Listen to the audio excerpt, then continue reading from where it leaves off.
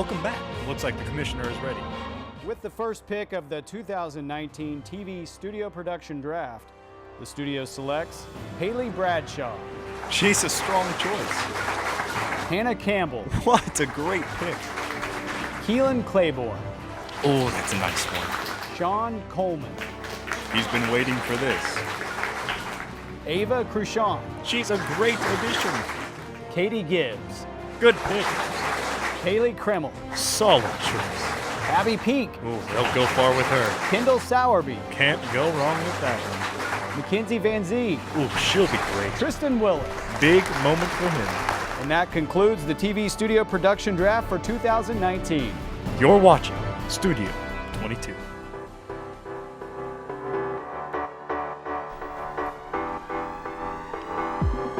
Hello and welcome to Studio 22. My name is Kaleigh Krimmel. Joining me on today's show, we have a dynamic father-daughter duo, Holly and John Harvell. Thank you both so much for joining me today. It's great to be here. So I brought you guys here because I want to talk about your Taekwondo and Jiu-Jitsu background. So if you could go ahead and tell me a little bit about that. Actually, for myself, I started off in Judo and Taekwondo, and then Holly and I we started training under Master Courtney and Grandmaster Jack Wong, who is from Midwest City. And I have the rank of 4th degree in Taekwondo. I'm a 1st degree black belt in Hapkido, and I also have a black belt in a martial art called Chaiudo. And Holly is a 2nd degree black belt in Taekwondo. That's really neat. So when did both of you guys start doing it? I started when I was about 18 doing Judo and Taekwondo, and Holly can explain her part. Yeah, I got into it when I was about 7, and we started doing it together. So you said that doing it together. So what was it like doing it together? Like, were you the one that kind of pushed her into it, or did she want to do it? How did that happen? I was it was in August, and I was coaching football, and we're in the 2nd week of 2 days, so I was not pushing this at all. She decided that she wanted to try Taekwondo. We'd seen the Elizabeth Smart story on TV where she got kidnapped, and she wanted to do self-defense. And I'm thinking, how long is this going to take? Like 2 weeks? And then here we are. Forever later. 20 years later. Yeah, it probably seems about like forever, huh? Yep. But, so how do you think doing it together, like, affected your relationship? Do you think it brought you guys closer together, or? For sure. It's, for me personally, it kind of brought me out of my shell a little bit because, I'm kind of daddy's girl. So it helped me get out there, do things for myself, and I learned a lot of lessons.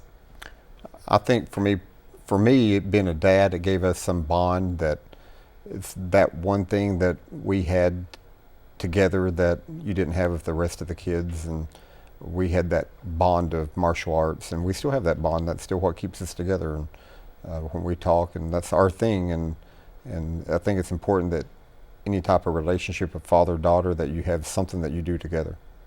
Yeah. So Holly, are you an only child? No, I have a little brother and an older sister. So you think like doing this kind of helped you like grow your relationship with your father? At that time, I was by myself, so we went to class, 3 days a week, and so it was just something that we could get out and do and have our own special kind of time together before we had to go home and back to reality. Not just the being at the gym, but also the ride there. We're singing corny sing-along songs, and that was just our time together. We had an hour and a half, 3 times a week that it was just us. You traveled an hour and a half all the way to Raleigh? No, but we traveled about 5 minutes there and stayed for an hour and 20 minutes and then 5 minutes back home. So it was, looking back, it was a really special time with special people. It gave me a lot of memories. I say that's definitely some dedication, driving an hour and a half, but that makes a little bit more sense. So the gym that you're at now, Family Combat Fitness, what is it like being able to do that together there? It's a little bit of a different environment. It's bigger and a different kind of art than it was when we first started out. So it's kind of more intimidating, but it's, I don't know. It's a different style of It's- martial arts, so yeah. you're starting all over again. It's completely out of the wheelhouse of what we do, but you know, the owner of the place is one of my former football players, and he's a pretty special guy, and we get treated really well there, and we feel like we're part of a family, and you know, that's how we come to know you, is through there, and so we still have that bond, and through that, and when we talk, we still talk about the gym stuff and the fighters, and you know, when you were talking about dynamic, it's a very dynamic thing. It's never ending. So martial arts is like when one door shuts, another door opens, and there is never an end to it. When she was little, I can remember, and the first time we went, she said, "I'm gonna get my black belt and then I'm gonna quit." But when you get the black belt was really just the beginning of learning martial arts.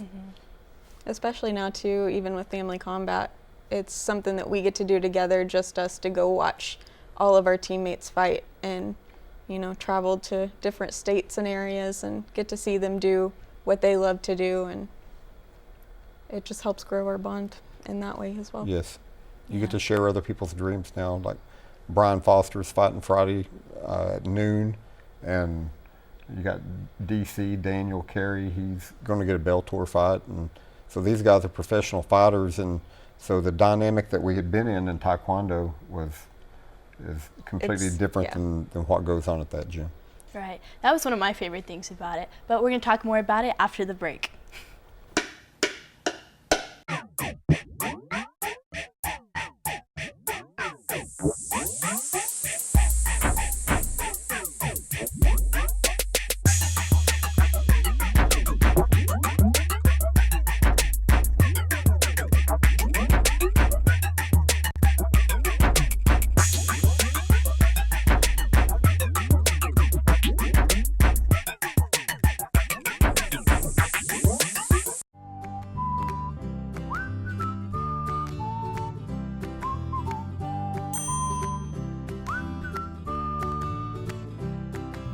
Let's try that again.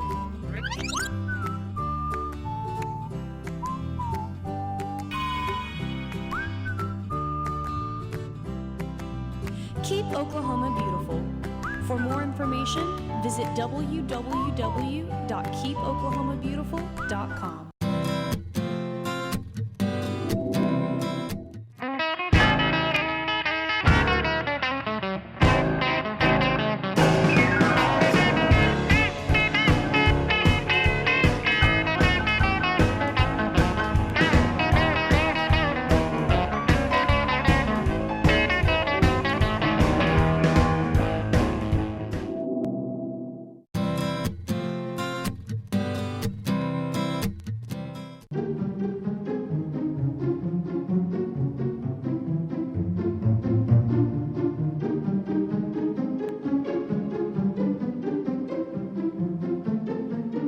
Oklahoma isn't your room.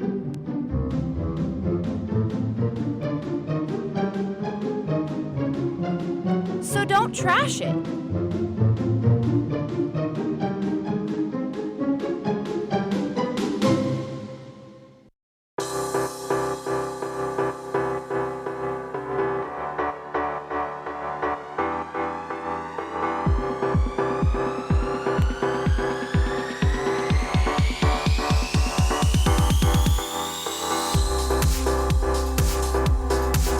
Welcome back to Studio 22.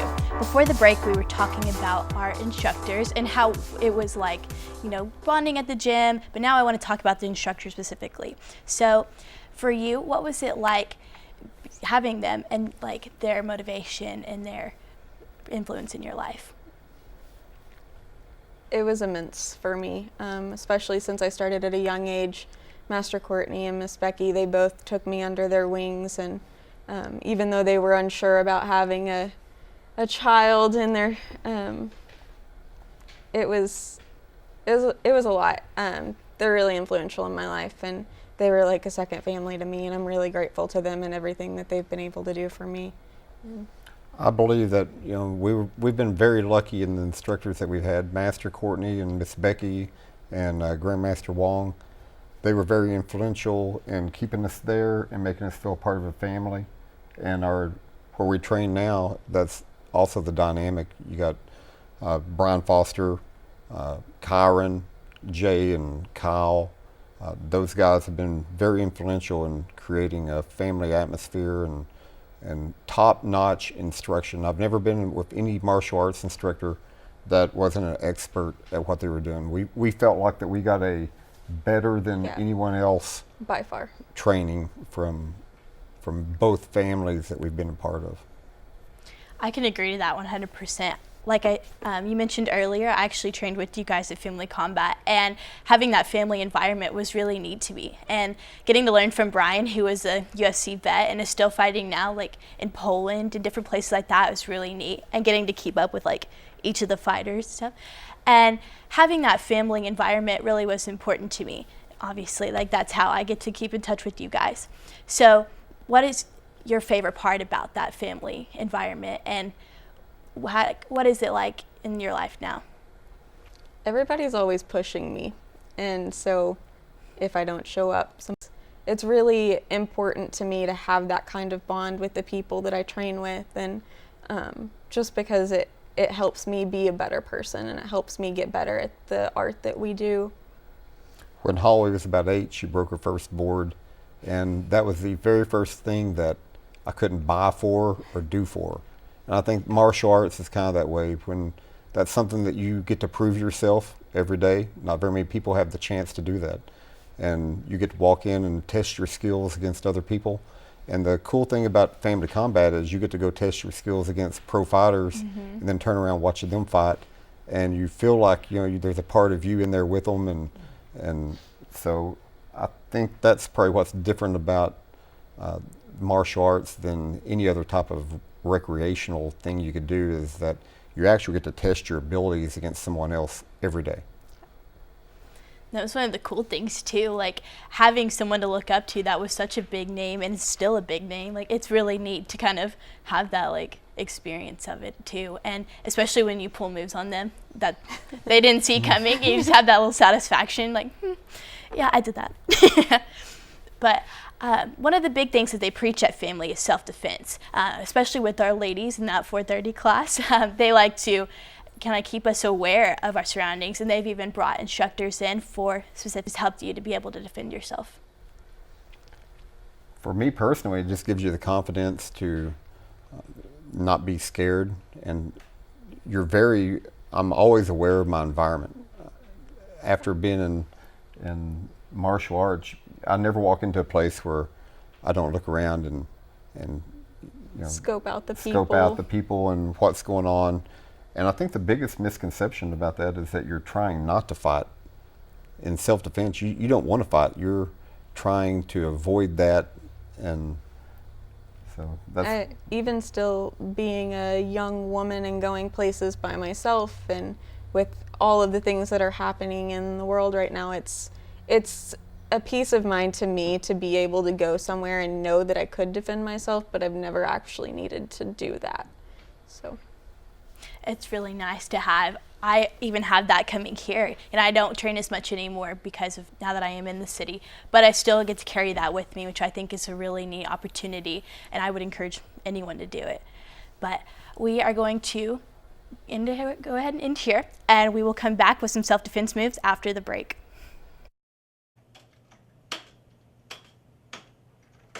No, no, no, no, no, no, no, no, no, no!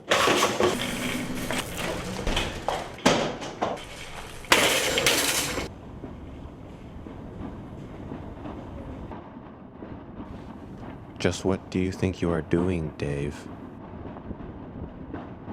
I really think I'm entitled to an answer to that question. I can see you are really upset about this. I know I've made some very poor decisions recently, but I can give you my complete assurance that my work will be back to normal. Dave, stop, will you? Will you stop, Dave? My name is Eric.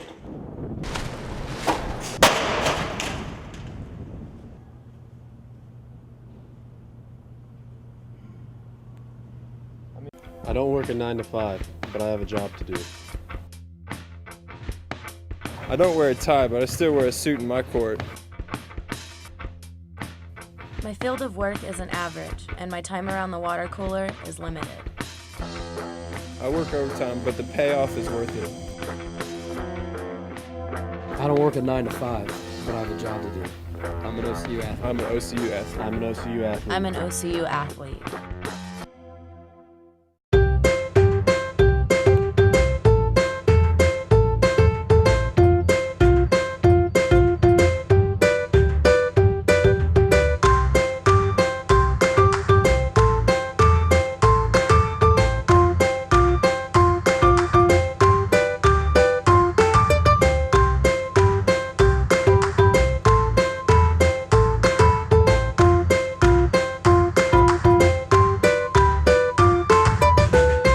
I was looking for a way to help out with my community while also getting close with my gal pals.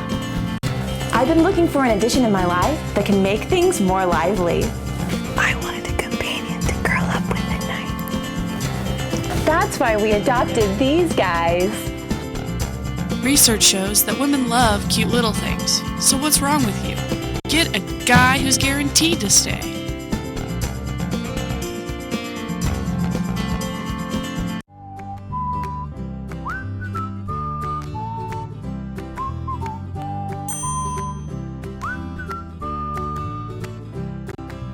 Let's try that again.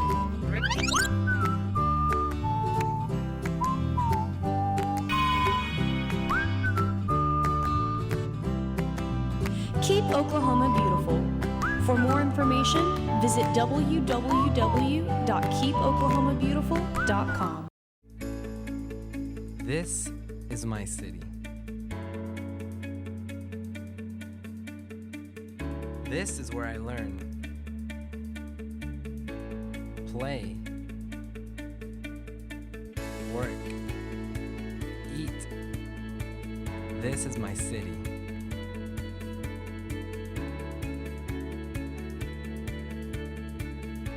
This is my home. Hello there, folks. It looks like a beautiful day today at Oklahoma City University.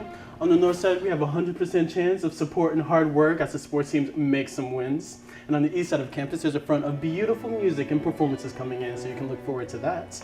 And on the south side near the quad, we're seeing a high chance for students relaxing and soaking up the sun. I'm seeing some hammocks too.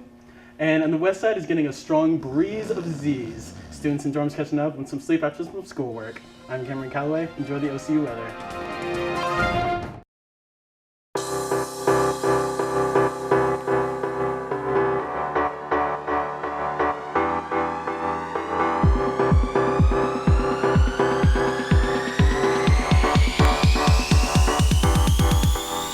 Hello and welcome back to Studio 22. Before the break we were talking about self-defense and how important it is and what they have learned through this experience. And so I'm going to have John here teach me a little bit of the self-defense. So take it away. Most of everything I'm going to show you is Hapkido. Hapkido is a very functional self-defense. It's not very flashy, but it's very effective. And it's very common type things, very simple. You can walk out here today and do the things I'm going to show you. So the first thing, Willis here, Tristan type, he's going to be that one guy who always gives you the attention that you don't want. You know, the guy who's always up here on you, hey, how's it going? So go ahead. He's that guy. Oh, come on now. There he is. I'm just going to take my hands, put them on his elbows, and I'm going to take my fingers and I'm going to pinch him right there. He will let go of you. It's a very painful, right, Tristan? Yes. He's not going to let go of, he's not going to keep doing that. Most of the people who's going to try to attack you or do things to you, they're looking for somebody that's weak. The minute that you inflict a little pain on them, they're going to not do hard and try to find something easy. So if you want to come over here, take the palm right there, okay, and then you're just going to, a little bit of skin right there and pinch. Spicy, right, Tristan? Yes. Okay, so the next one we're going to do is also a very common one where Tristan's going to come up and he's going to get me in a headlock. So, headlock, I want to get my airway. Once again, right on the back of the leg. Okay. He's going to let go of me. Right? Yes. I got another headlock. He gets me in a headlock. Same thing. Open the airway. I'm going to reach up, find under the nose, and I'm going to peel his head back.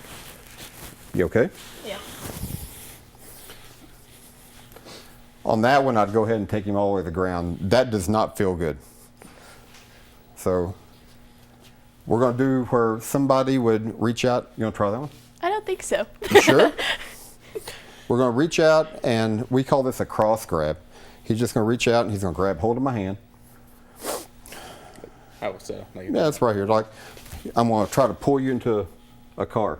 One statistic about self-defense is if you're anyone and somebody tries to abduct you and they put you in a car and take you to the second location, your chance of survival drops dramatically. So if they're going to do something to you, make them do it to you in the Walmart parking lot. So he reaches out and he's going to try to grab hold of me. I'm going to go with him. I'm not going to fight it.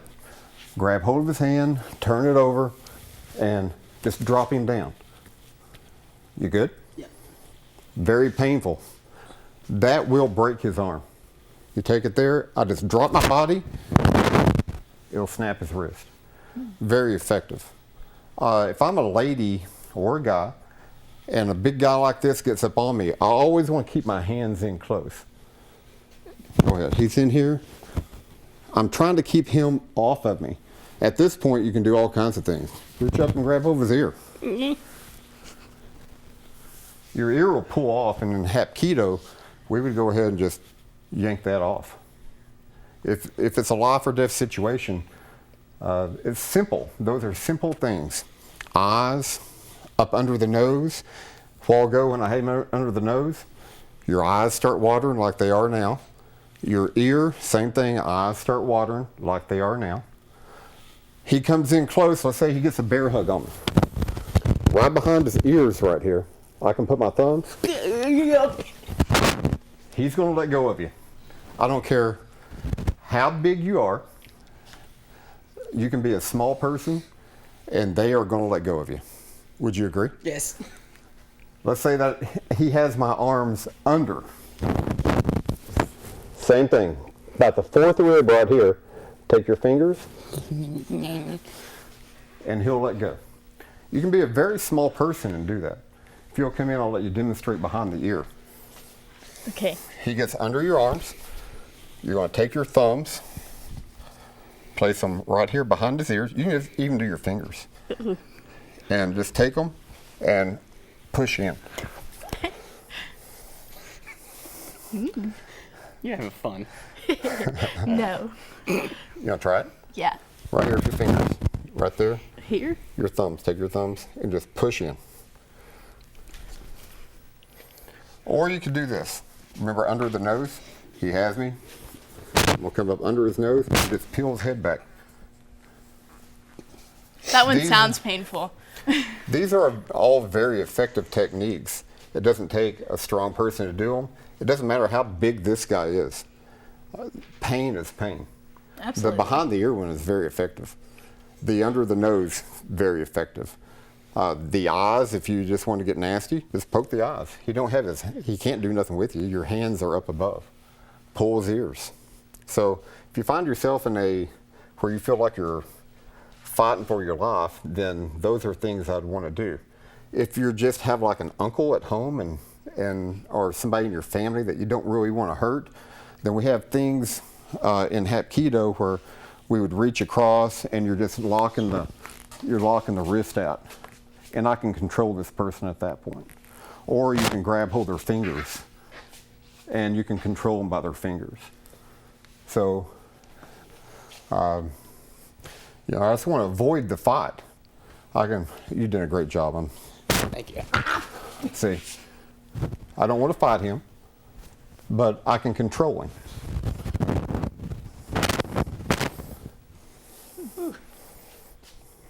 I feel like that's really important too for ladies to know, and men this time of age. Like, it's really important to avoid the fight. I think that's a big misconception there. And they just want to attack, because that's the first reaction. But it is really nice to be able to know these things and to have them. All the moves I showed you, I would follow that up by just running. Once he let go of me, once I got away from him, I'm going to run. So I don't want to, he's a big dude. I don't want to stay around and have to take your chances. I don't want to take my chances. You know, he may have a knife or a gun or something like that. At that point, once I broke free, I'm leaving. So. Absolutely, I agree. Thank you so much for teaching us that. I definitely will probably use those. Hopefully I won't have to though. We'll be right back after this break.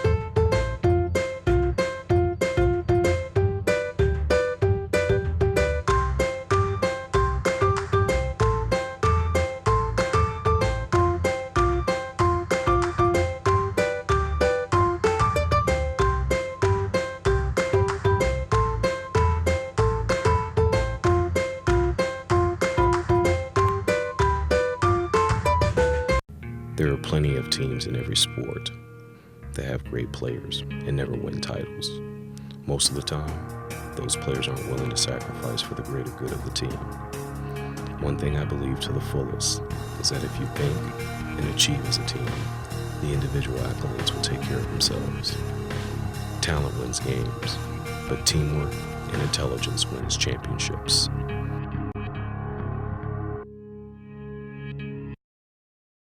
I don't work a 9 to 5, but I have a job to do. I don't wear a tie, but I still wear a suit in my court.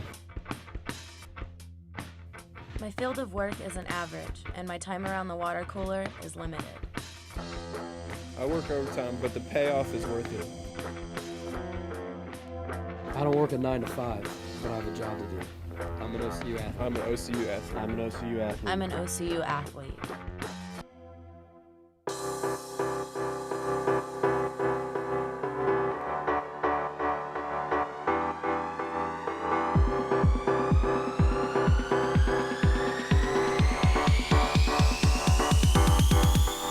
Welcome back. Family Combat Fitness, the gym that we were just talking about, is hosting a fall brawl November 23rd at the Fort Smith Convention Center. Doors open at 6, the fight starts at 7. You can purchase your tickets at www.eventbrite.com. Holly, John, thank you guys so much for joining me today. I really appreciate all of your knowledge that you brought to me. We appreciate the opportunity and appreciate Tristan for suffering through that. Yes, Tristan is the real MVP for that one.